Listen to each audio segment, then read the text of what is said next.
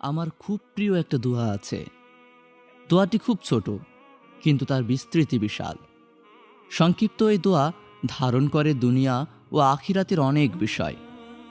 আমাদের দুনিয়ার চাহিদা, আখিরাতের দরকার, সব কিছুই যেন এই ছোট্ট দোয়াতেই চেয়ে ফেলা যায়। তাই দোয়াটি আমি সর্বদা আওড়াই। যখনই আমার দোয়া করার কথা মনে আসে, আমার মনে পড়ে যায় এই দোয়ার কথা। সালাতে, সিজদায়, হাঁটতে চলতে এই দোয়া যেন আমার নিত্যসঙ্গীর মতো।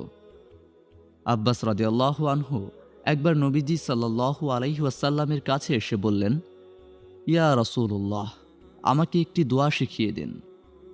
নবীজি বললেন, চাচা বলুন, আল্লাহুম্মা ইন্নী আসআলুকাল আফিয়া। মানে হলো, ও আল্লাহ, আমি আপনার কাছে আফিয়া চাচ্ছি। প্রশ্ন হলো, আফিয়া কি জিনিস? যখন আপনি বিপদ আপদ থেকে বেঁচে যান, তখন আপনি মূলত আফিয়া পেয়ে গেলেন। রোগমুক্তি এবং স্বাস্থ্যের উন্নতি হচ্ছে, তাহলে আপনি আফিয়াতে আছেন। আপনার কাজে বারাকা আসছে, সময়ে বারাকা আসছে, আয় উপার্জনে বারাকা আসছে, আপনি আফিয়া পাচ্ছেন। আপনার সন্তানদের ওপর থেকে বিপদ সরে যাচ্ছে, আপনি আফিয়া পাচ্ছেন। এমনকি আখিরাতে আপনাকে ক্ষমা করা হলে সেটাও আসলে আফিয়া। এত ছোট্ট দোয়াতে আব্বাস রাদিয়াল্লাহু আনহুর মন ফরল না। তিনি ভাবলেন, এই দোয়া তো খুবই ছোট, আমার তো অনেক বড় দোয়া চাই, অনেক কিছু যেখানে একসাথে চাওয়া যাবে।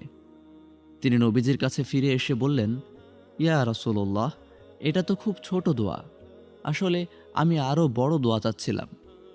তার কথা শুনে নবীজি হাসলেন, বললেন, প্রিয় চাচা, আপনি আল্লাহর কাছে আফিয়ায় চান। আল্লাহর শপথ, এর চেয়ে ভালো আপনার জন্য আর কিছুই হতে পারে না। আল্লাহুম্মা ইন্নী আসআলুকাল আফিয়া। খুব ছোট্ট দোয়া, অথচ ধারণ করে আছে কত বিশাল জিনিস, কত বিস্তৃত বিষয় এই দোয়ার মধ্যে আমাদের জন্য রয়েছে।